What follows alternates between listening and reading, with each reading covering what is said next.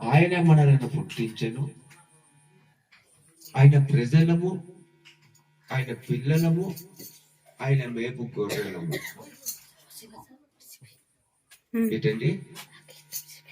యెహోవాయే దేవుడని తెలుసుకుని మనము ఆయన వారము, ఆయన ప్రజలము, ఆయన పిల్లలము, ఆయన మేపు గొర్రెలము.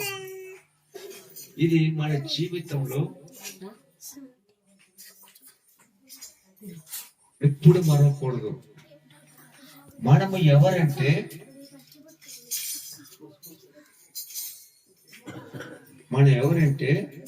దేవుడి పిల్లలం.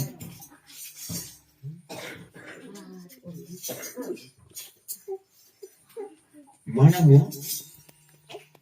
దేవుని యొక్క పిల్లలం.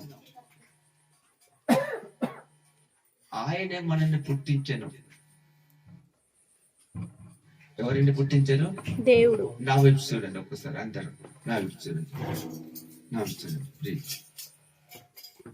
దేవుడు మనల్ని పుట్టించాడు.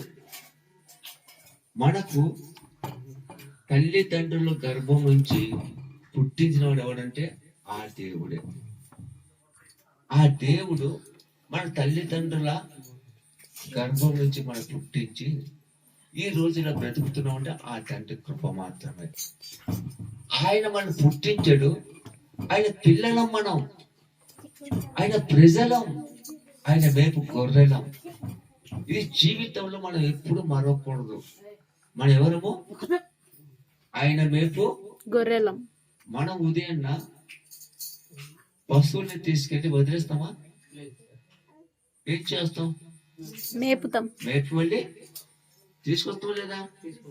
అలాగే మనల్ని పుట్టినప్పటి నుంచి